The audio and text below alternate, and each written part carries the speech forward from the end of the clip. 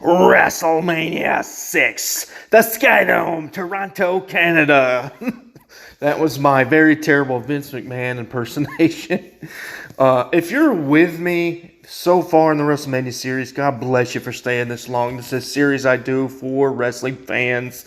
I don't do this to build the channel. This whole series breaks the plan for building a strong viewing audience on your YouTube channel. I break all the rules and I don't care. I do this just out of my passion for wrestling and for people that want to talk wrestling with me. So thank you. If you've listened to the first 5 WrestleManias, or even if this is your first WrestleMania episode of mine, thank you for listening to it. Got a lot of notes. I've been trying to keep these under 45 minutes, but judging by the size of the notes I took, for some reason, this WrestleMania required me taking a lot of notes, and it's gonna be a long one. So strap in, guys, and listen to this. As always, listen to it at your own pace.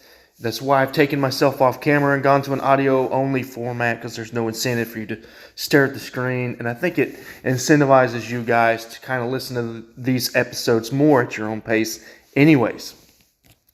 So, I think this is going to be the last WrestleMania where I talk about the intro. It seems like all the pomp and circumstance is totally gone. Haven't really seen a pre-WrestleMania show or showboating since WrestleMania 3, roughly.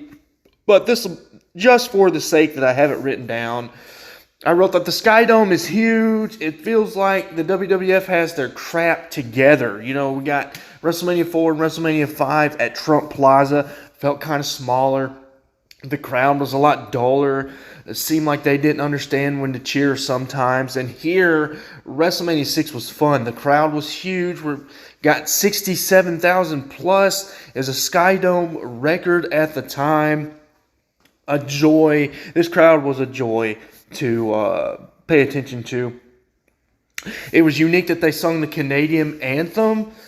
They didn't sing the American anthem, but it makes sense. You know, they're in Toronto. They want to pay respect to the country hosting WrestleMania.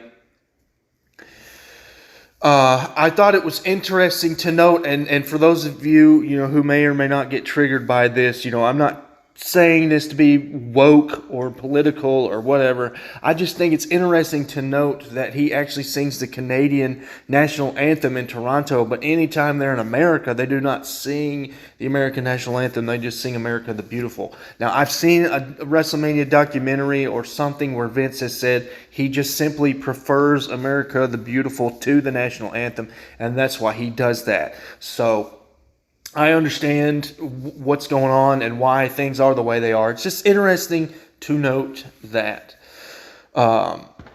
Wrestlers come down the ring in the motorized mini rings again, just like we get at WrestleMania 3. There's some callbacks to that famous WrestleMania 3. Seems like Vince really worked to bring the magic back to WrestleMania. The promo sets for all the promos, they look the most professional yet. Actual locker rooms and I thought the background, the WrestleMania 6 background looked really good. Well, let's get into match 1. We got Coco Beware versus Rick the Model Martel. So, was it WrestleMania 5 where the Strike Force breaks up?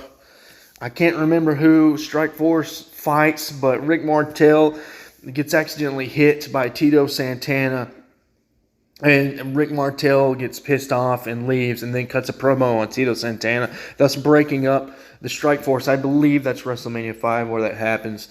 And so this time around in WrestleMania 6, we have Rick Martel fighting solo, not with Tito Santana. And I was interested in the matchup here. I'm interested in Coco Beware, and I would like to see more on him. He's an interesting wrestler.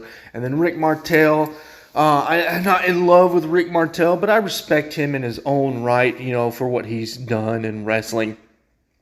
I noted that Coco looked pretty jacked. Martel's new heel gimmick feels really silly. The whole waving the hairspray around and being this heel supermodel. Fast-paced bar brawl start to the fight. Martel got heat from the crowd, but I wasn't really feeling it here.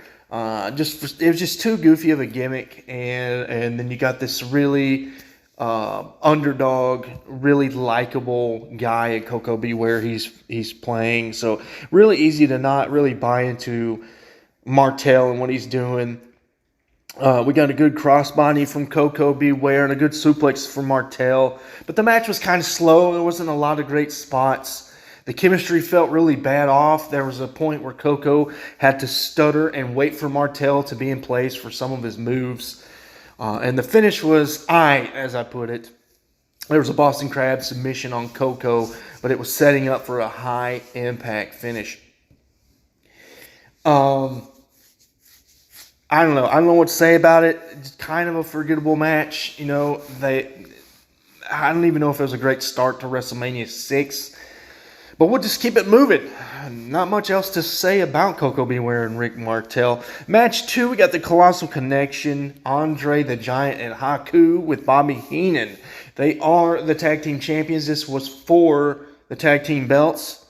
We're playing Demolition. They're fighting Demolition.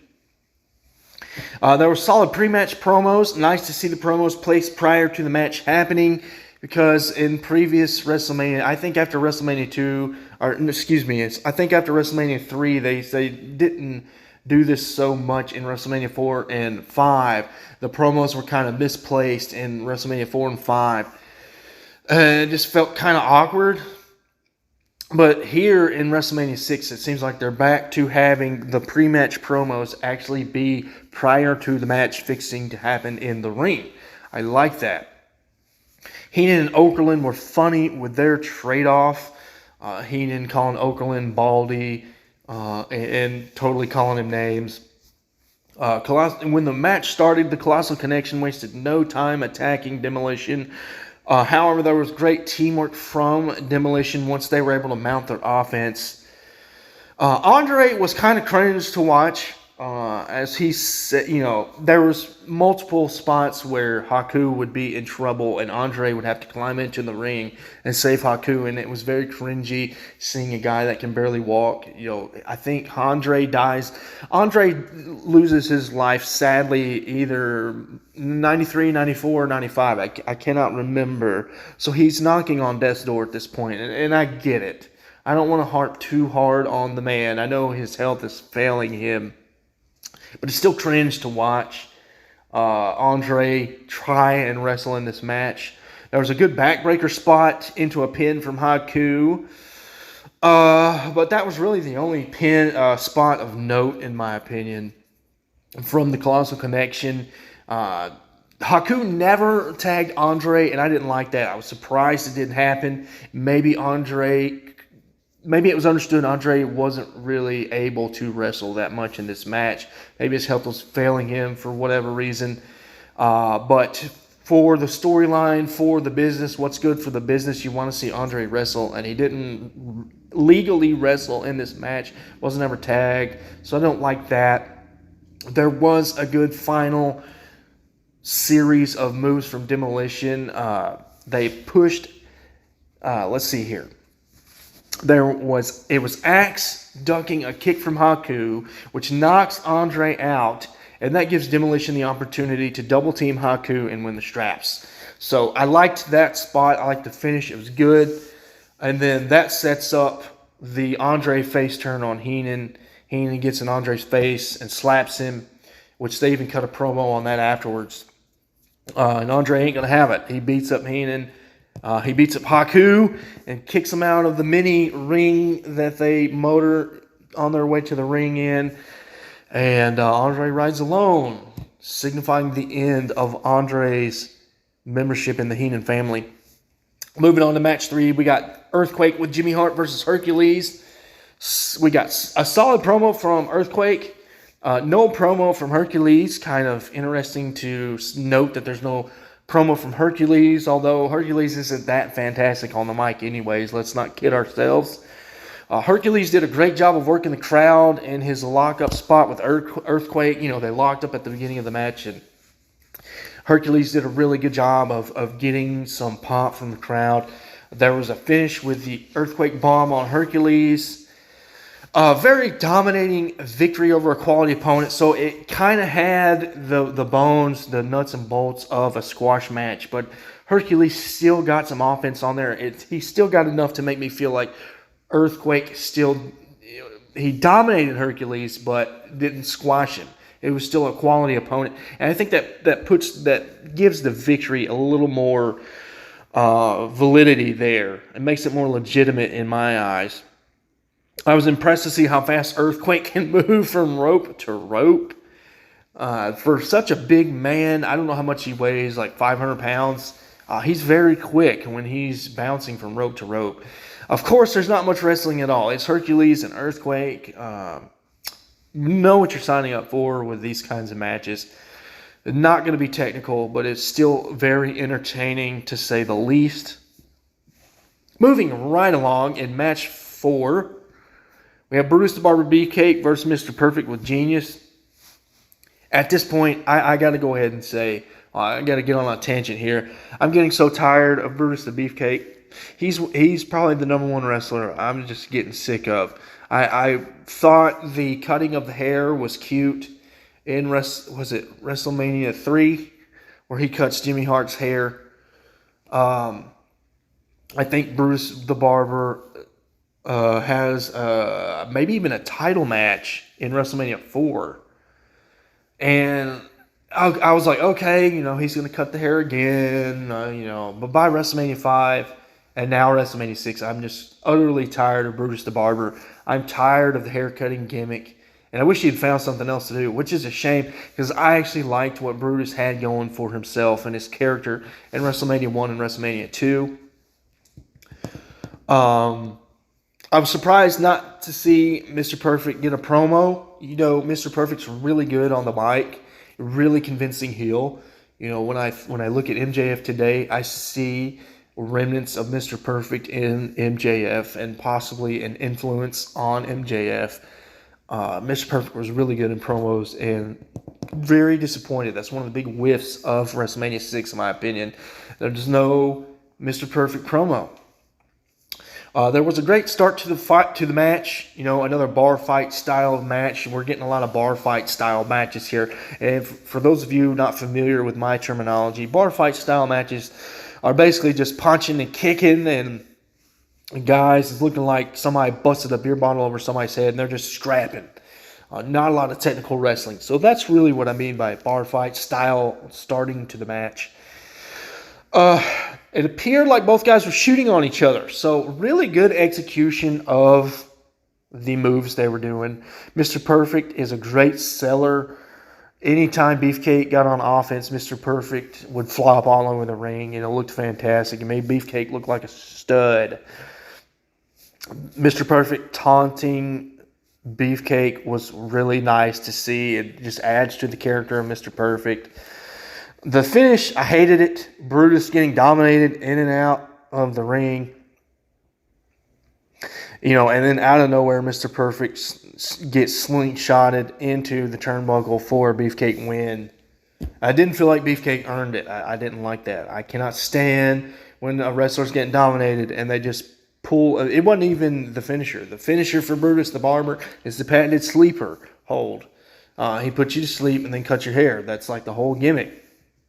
And it was just a slingshot that won the wrestling match. I didn't really like that at all. And I wrote, again, getting tired of the hair-cutting gimmick, and I was glad to see Mr. Perfect get out of there and ruin the opportunity for Beefcake to cut his hair, thus cutting the Genius. The Genius is an awful gimmick, whack gimmick, and fun to see him get his hair cut at least. At least a consolation prize for a spot I'm not a fan of anymore. Moving on to match 5. We're moving on pretty quick, guys. This might go a lot quicker than I thought. But anyways, match 5, we got the Hart Foundation versus the Bolsheviks. Very funny promo with a piano player using a flushing toilet sound when attempting to play the USSR anthem. I really thought the Bolsheviks promo was really funny, and it's definitely a contender for best promo of WrestleMania 6. There was no Hart Foundation promo. kind of surprised to see that. I would think, we're just a couple years out from Bret Hart becoming the great hero of wrestling, becoming the Intercontinental Champion. I think next year he becomes the Intercontinental Champion, and then, he, in 92 or 93, Bret Hart becomes the next man of the company. There's another Hogan title in there somewhere, but I early 90s is all about Bret Hart from what I remember. So interesting to see that we're right on the cusp of this Bret Hart push, and there's no promo here in 1990 at WrestleMania. First time I'm seeing Bret Hart give glasses to a kid, so we're really stepping into the classic Bret Hart I know from wrestling. I wrote, it must be the beginning of the ultimate babyface run I'm used to. So yeah, ended up being a squash match. Probably not the best idea to have Canada's heroes squash an opponent in Canada. I don't think that the Hart Foundation is from Montreal. They're from Calgary, Alberta, Canada. Calgary. I can't remember. It's wherever Stampede Wrestling's from. I think is where Bret Hart's from. But yeah, you'd think you'd want to see the crowd get a satisfactory match out of Bret Hart. But it was still cool. I liked the way they squashed the match, with Neidhart picking up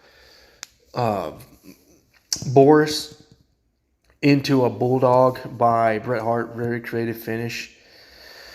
But squash match, yeah, I just wasn't feeling the squash match. I was a little taken off guard by it. But the setup was also cool with Volkov, Nikolai doing his patented USSR anthem, and Neidhart and Bret Hart can't wait for him to finish it, so they interrupt the anthem and just immediately set up the squash. They did good. It's probably the best squash match I've ever seen, which isn't a lot. I've not seen a lot of squash matches, and I can't see how many squash matches would be interesting outside of this one. But here in match 6, we got the Barbarian, excuse me, guys, with Bobby Heenan versus Tito Santana. Best promo I've seen from Tito to date. It seemed like he's really come into his own and really understood his character by the time we get to 1990. There was mild applause for this match for Santana and the Barbarian from this 65. I wrote 65,000, but they officially announced later on in WrestleMania 6 that it was 67,000 people. So a 67,000 capacity crowd for each wrestler. Both guys kind of feeling each other out to start the match, so that kind of thing where we're not getting a lot of wrestling at the bell ring. We get a nice shoulder breaker from the Barbarian. That was one of the spots of note. It set up him walking on the ropes for a missed elbow drop. That could have been a fantastic spot. I really liked that, and a contender for spot of the night. I would have liked to have seen Santana take that bump, as I say, but it is what it is. We got a fantastic clothesline off the turnbuckle, which Santana sold beautifully for the Barbarian win. It was a bit of a one-sided match. I think we got a flying elbow drop from Santana, but Barbarian was just too much for Santana to contain. And Barbarian, to this point in WrestleMania 6, Barbarian was probably the best wrestler of WrestleMania 6. Next up in match 7, Dusty Rhodes with Sapphire versus Macho King with Sensational Sherry. This era of Macho Man's career is hard for me to watch because I often wonder what's going on with Miss Elizabeth and Macho Man behind the scenes. I think I read that Macho Man and Elizabeth divorced in 91 or 92. And this is 1990, so we're not far away from their divorce. And just makes me wonder if what's going on between the two outside the ring is also playing inside the ring. I just don't know. But there was a nice backstory to Macho King and Rhodes' feud. I like seeing all that. Dusty Rhodes was great to see on the mic. Even when he just cuts a simple promo, he's still fun and entertaining to watch. He's just such a legend, that Dusty Rhodes. I was surprised that Macho King didn't get a separate promo. It's freaking Macho Man Randy Savage, right? And when you talk about guys at the top, the guys that were in Vince's pocket, Macho was definitely one of them. And for some reason, he just didn't get a promo. Macho has officially done away with his cape. Sad to see that. Cape and headband Macho Man is my favorite era of Macho Man. But he's still going to be Macho Man even without his cape, right? There was lots of pop for Dusty. Obviously, the crowd got up for this match after, 2 or 3 matches of not being very loud. It was nice to see Dusty and Macho pick up the energy. There was a wrench thrown into the match. Dusty brought out Miss Elizabeth, which was hard for me. I love Macho and Elizabeth together. Just nothing like it, in my opinion. Elizabeth throwing Sapphire into the ring is classic. She didn't throw Sapphire. She threw Sensational Sherry in the ring. That was a typo on my part. She was helping Dusty and Sapphire against Macho King and Sherry. So it was Sherry she threw back into the ring.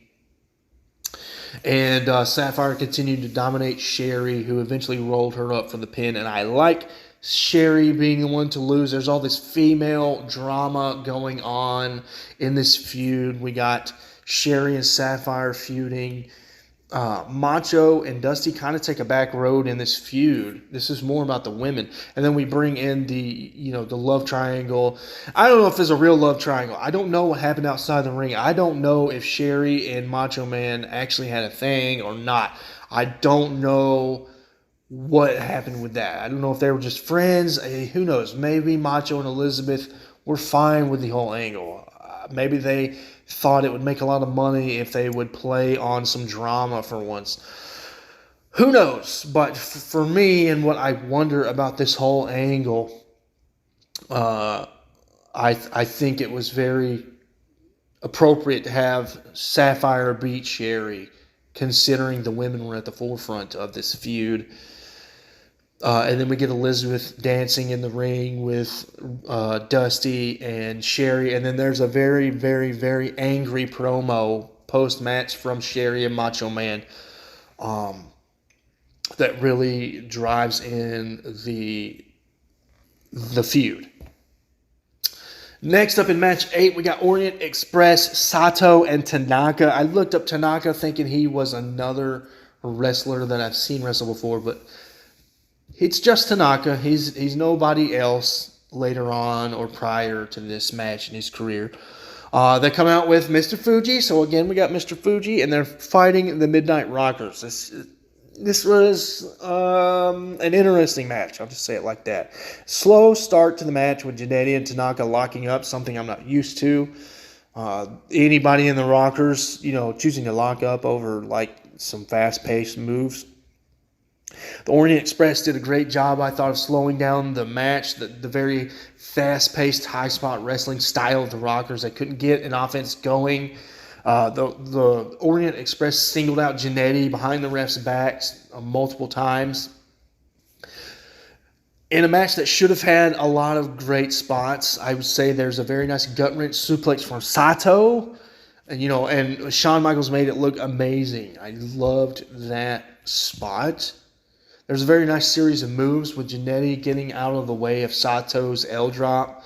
He whiffed, missing Jannetty to elbow drop his partner Tanaka, and that sets up Tanaka double drop kick on Sato. So that sets up the Rockers double drop kicking Sato, which knocks him out of the ring, and then they double backdrop Tanaka, feeling like the match is gonna go in the Rockers' favor. Jannetty and Michaels go up on the top ropes to finish off the exposed villain in the ring, and then Mr. Fuji comes out, attacks Jannetty, who's on the turnbuckle with his cane. Jannetty then chooses to chase Mr. Fuji, gets salt thrown into his eyes, and that sets up a count-out finish on Jannetty. And the Orient Express get out of there. I liked the dirty finish. It felt like the Orient Express could wrestle. I saw flashes of wrestling from the Orient Express, but it felt like they were going to have to do something dirty to win the match, and they did, and it worked. And it felt organic, which is why I liked the dirty finish. Match 9, we got Dino Bravo with Jimmy Hart and Escort Earthquake versus Hacksaw Jim Duggan, another guy I'm getting tired of. Really, really tired of Hacksaw Jim Duggan, and this match for him really solidifies that. He appears very tone-deaf, trying to get USA chants in Toronto. People were actually booing him when he was trying to USA chant in Toronto. The incessant ho, like over and over and over. It started to get old by this time. And in my viewing experience of Hacksaw, I think all this is doing is turning him heel for the match. I don't think the crowd views Hacksaw as a babyface in this match. I feel like at least half the crowd is rooting for Dino Bravo, who's supposed to be the heel. The move execution felt scripted. It felt like it's just hard to describe. Just didn't have this organic fight vibe to it. It felt like they were just going through the motions. Hacksaw got a pinfall win by way of a weapon shot. That's heel move, and Hacksaw's portraying himself as this everyday man, like people's champion type guy, babyface. And to see him hit Dino Bravo with his 2x4 is just such a heel move. It doesn't seem very fitting. And it was an underwhelming match with zero wrestling. New with the Dino Bravo Hacksaw matchup, there was going to be zero wrestling. But still to note, it wasn't that exciting. Moving right along, match 10. Ted DiBiase with Virgil versus Jake the Snake Roberts. Fantastic promo from Jake the Snake. He talks about exerting revenge on Ted DiBiase. And he ends his promo with a victim of your own greed, wallowing in your own avarice. It's a legendary line. I believe he quotes somebody.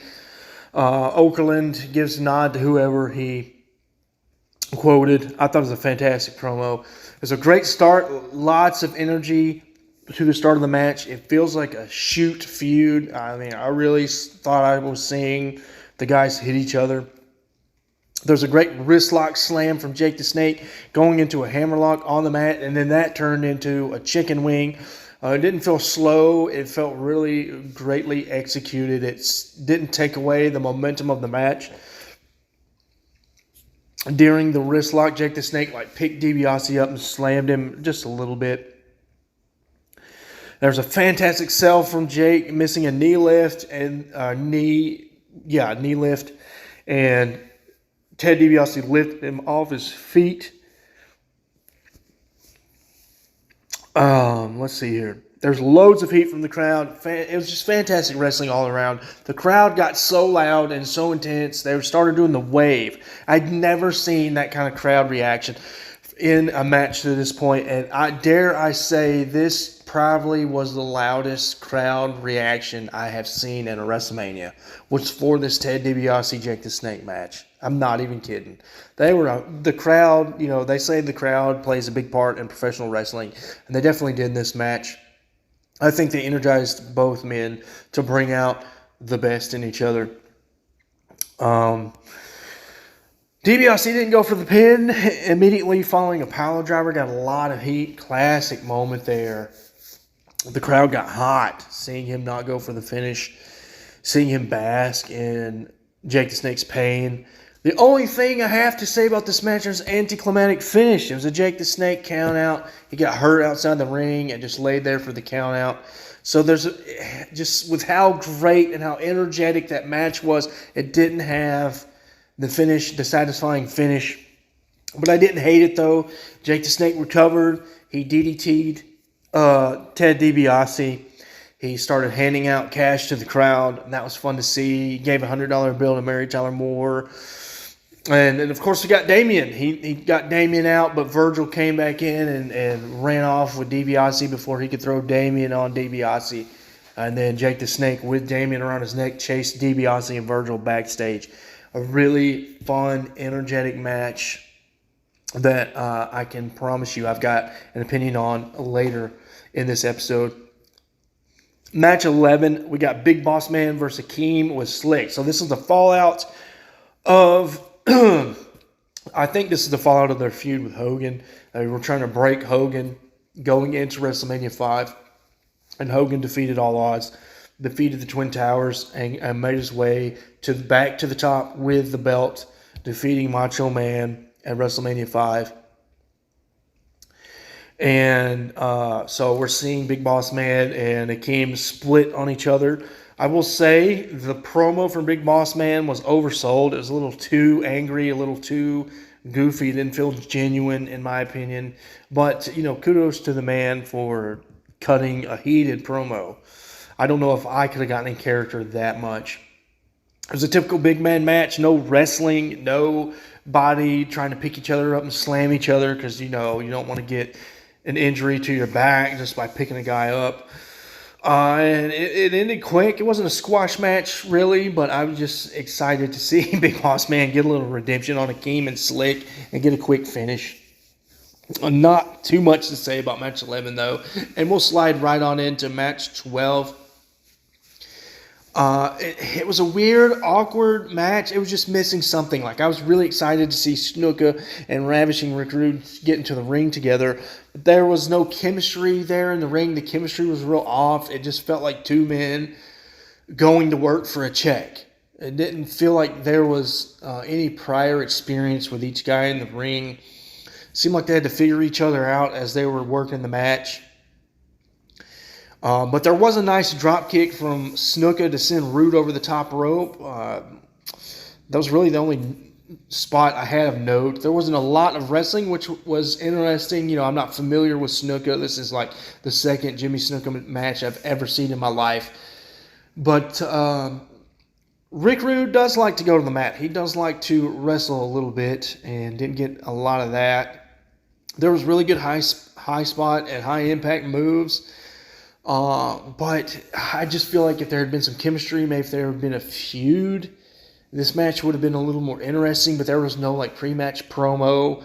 There was no nothing. It was just two guys getting in the ring. Here's Snuka, here's Rick Rude, wrestle, and then we're done, right? It was really bust of a match considering it's right before the main event.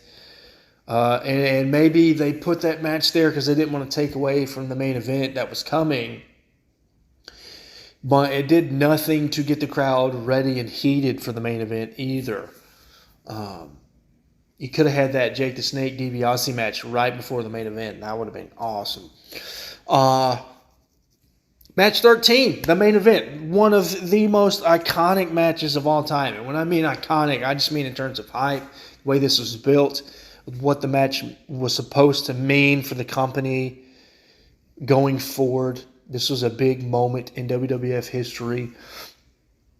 A lot of time and effort was spent into pushing Ultimate Warrior to this match. And let's get into the notes, shall we? So the promos were good. I wouldn't say they were legendary, which was kind of heartbreaking. We get that legendary Hogan, don't get on the plane because the plane will go down, Hogan, Ultimate Warrior promo months prior. And then Hogan's dropped legendary promos by this time. And the promos were just good, but it was just standard fare from each guy. Nothing really stood out from Warrior or Hogan. And I thought the I thought the angle of Warrior and Hogan not trying to defeat each other, but to combine the Warriors and the Maniacs together, I thought that was a bit corny, and I wish that hadn't been part of the angle, trying to combine the fan base into one. But I understand why that was an angle. I understand what was going on. They were trying to change the guard. They were trying to supplant Hogan and Hulkmania with Ultimate Warrior and make him the new king of wrestling. So there was great crowd pop from the match. It was huge. It felt like the match of the century it was billed to be. I like the crowd working bravado from both guys. Hogan and Warrior showing off, doing Irish whips into the corner to test each other's strengths. It felt like there were titans in the ring, and we didn't know who was going to come out victorious.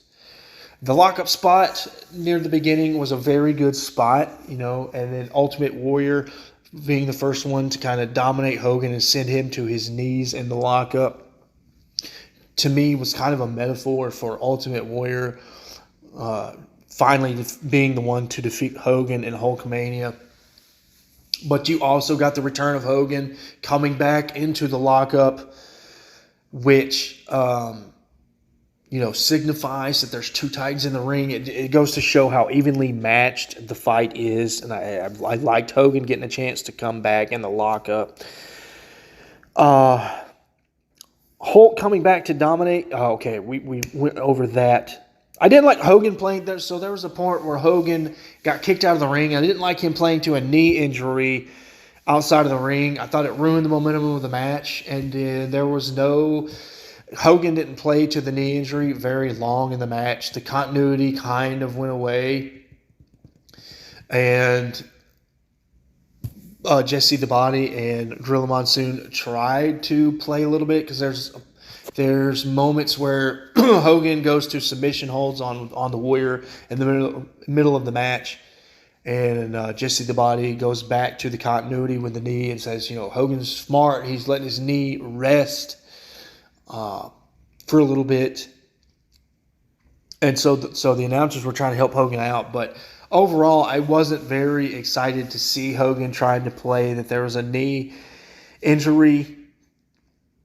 I even Googled, it bothered me so much, I even Googled, did Hogan actually hurt his knee in that match? But it didn't seem like it. Once the match, got fired back up again, the momentum picked back up from the end of the match. Seemed like Hogan was pretty healthy near the end of the match. There were good elbow drops by Hogan. Appears to be shoot drops. While Hogan was mounting his offense in the match, he did a series of elbow drops on Ultimate Warrior, and it looked like he was hitting them on Warrior, like shooting on him. I mentioned the headlocks Hogan was putting on Warrior, with the announcers helping him out with the knee injury, and that just slowed the match down a little too much for me. I feel like a match of this magnitude doesn't need a slow pace. We know what we're signing up for. It's Hogan Warrior. It's not going to be technical wrestling. Give us what we want. Two guys beating the crap out of each other. And here we are. We got extended headlocks. Several headlocks on Warrior, slowing down the momentum of the match. Giving the crowd a chance to cool down, which is not what you want, in my opinion. There was a double clothesline spot, which I thought was perfect for the match. I wanted to see more moves where both guys were tearing into each other simultaneously, like a chop spot or a head punching spot. Just kind of back and forth, Warrior Hogan delivering damage to each other. It didn't get really much of that. There wasn't a lot of slams either, a lot of high impact moves either. There was the Warrior Hulk up comeback spot, ending Hogan's offense, and it wasn't executed very great. Warrior definitely wasn't shooting his clotheslines on Hogan. He's definitely going soft on Hogan. I didn't really like that. It was kind of obvious to see that.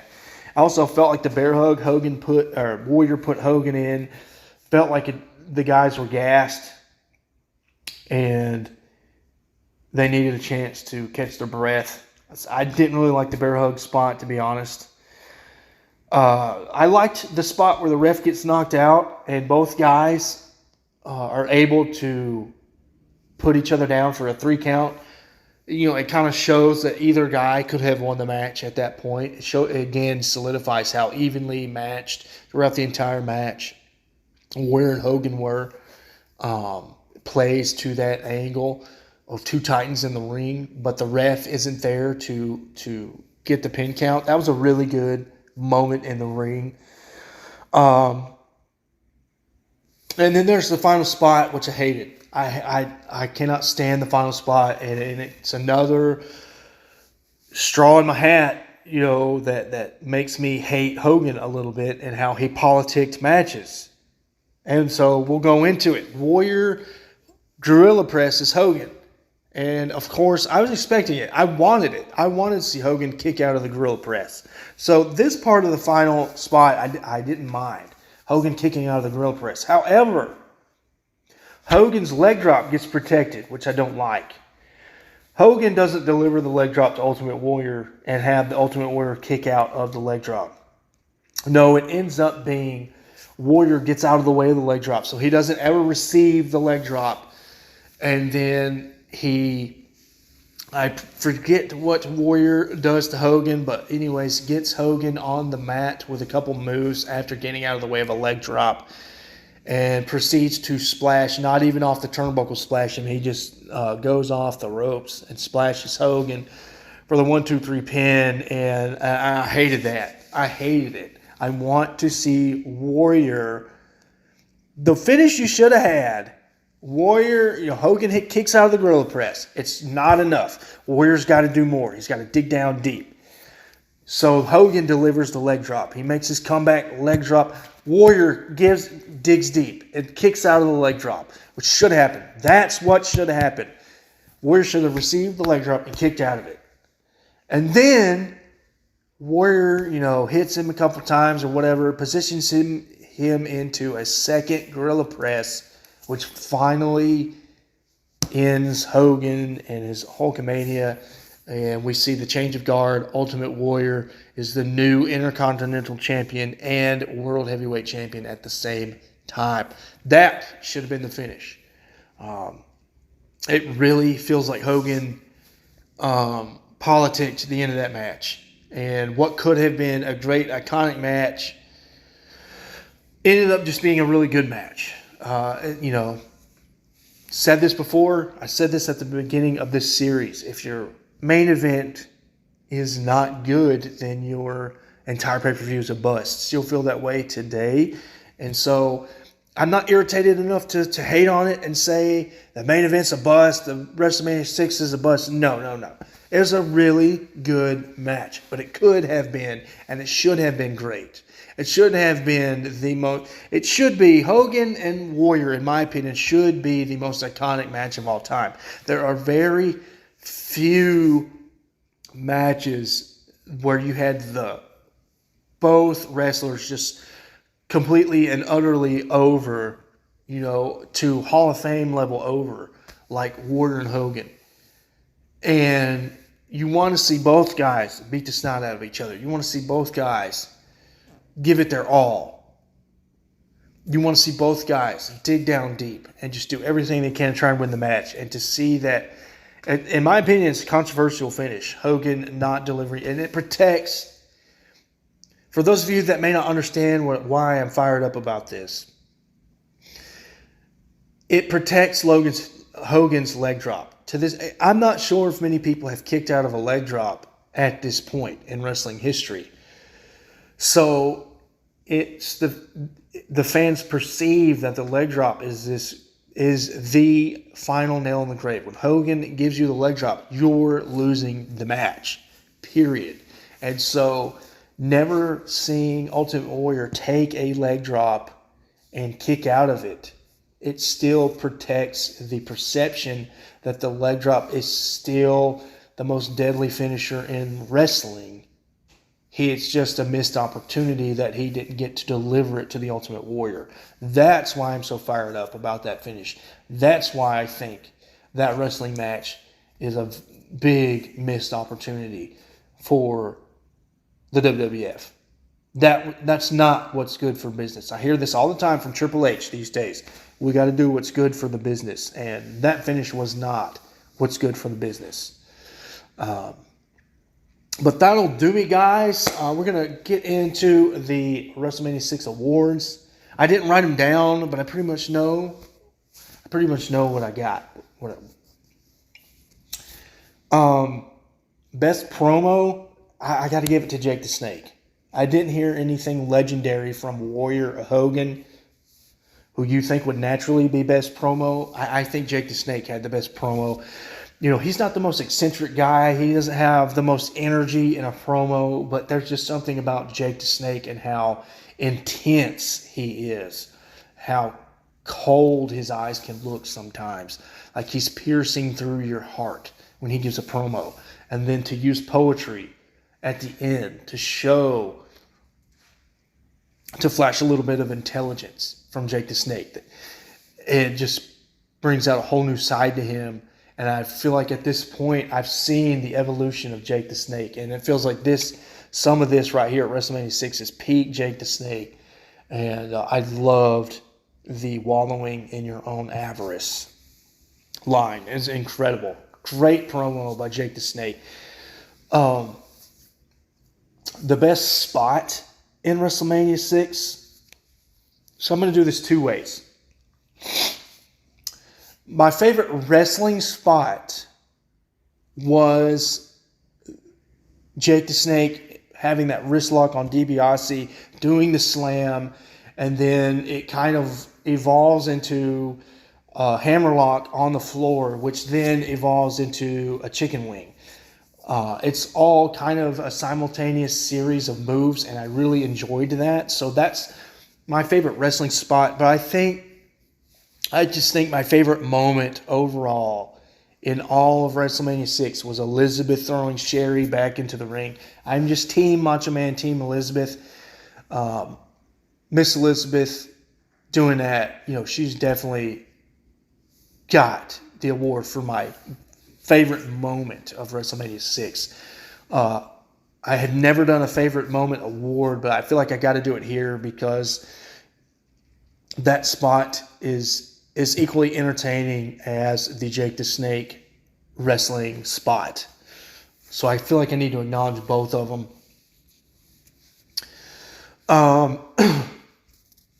This one's hard. I wanted to have two different wrestlers. I'm going to say my favorite. We'll start off with my favorite wrestler.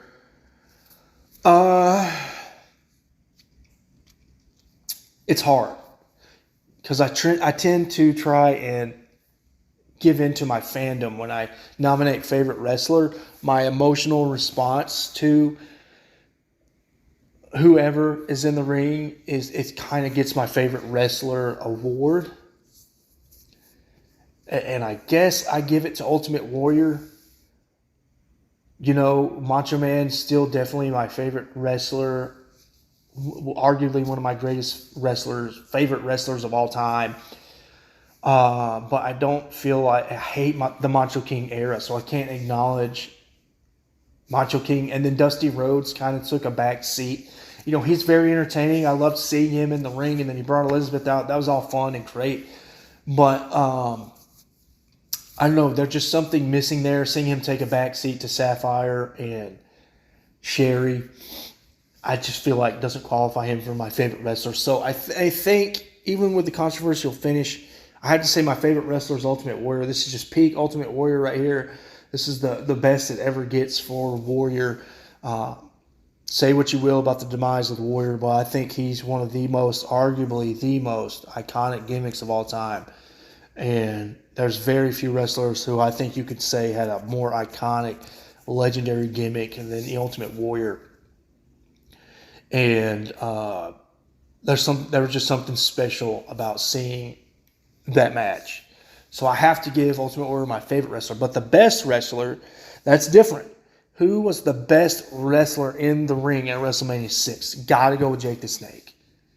I feel like this is some of the best Jake the Snake material there is what he did at WrestleMania 6. I'm interested. I hope the Ted DiBiase feud isn't resolved at WrestleMania 6. I had fun with Jake the Snake in 1989 feuding with Andre as my favorite feud of 1989. Yeah, I know the Mega Powers is a legendary storyline, but I'm partial to Jake the Snake's storyline with Andre the Giant, and largely that's Hogan. Hogan not being able to be 2 feet away from the championship belt is why I couldn't put Mega Powers over that Jake the Snake Andre feud. And then it kind of like tangents off into a Ted DiBiase, like the last remnants, the ashes of the Heenan family.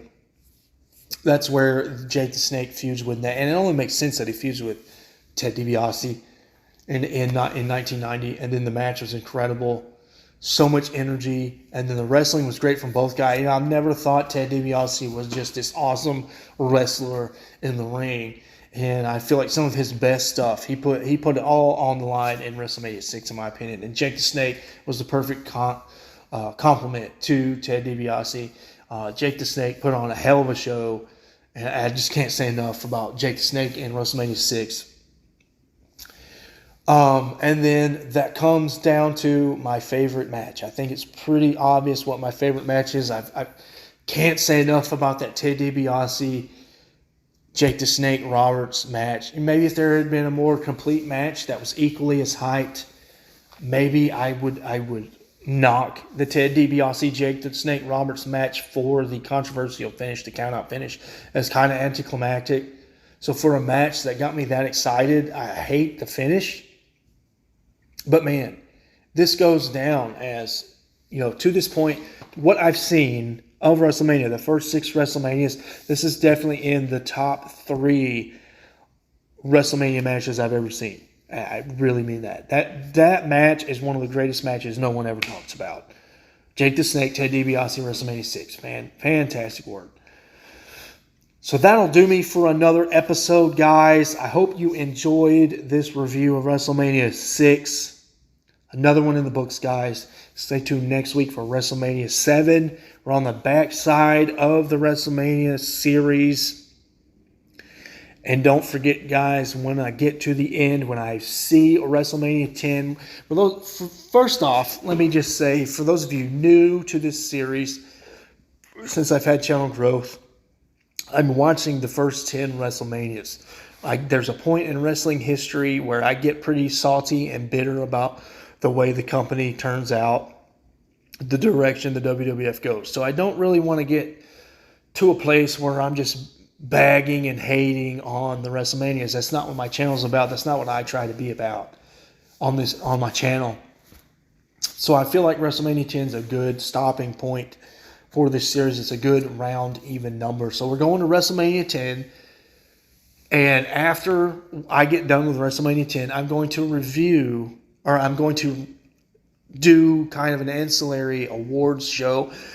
I will probably nominate my favorite wrestler in all the WrestleManias. I'll probably nominate my favorite match in the first 10 WrestleManias. And then I'll probably I will definitely rank the first 10 WrestleManias in order of my least favorite to my most favorite WrestleMania. Which I don't think will be too hard. I'm not struggling too hard to this point, but maybe WrestleMania 7, 8, 9, and 10 will give my current favorite WrestleMania a run for its money. So stay tuned, guys, for that. Again, WrestleMania 7 next week. If you made it this far in the episode, God bless you.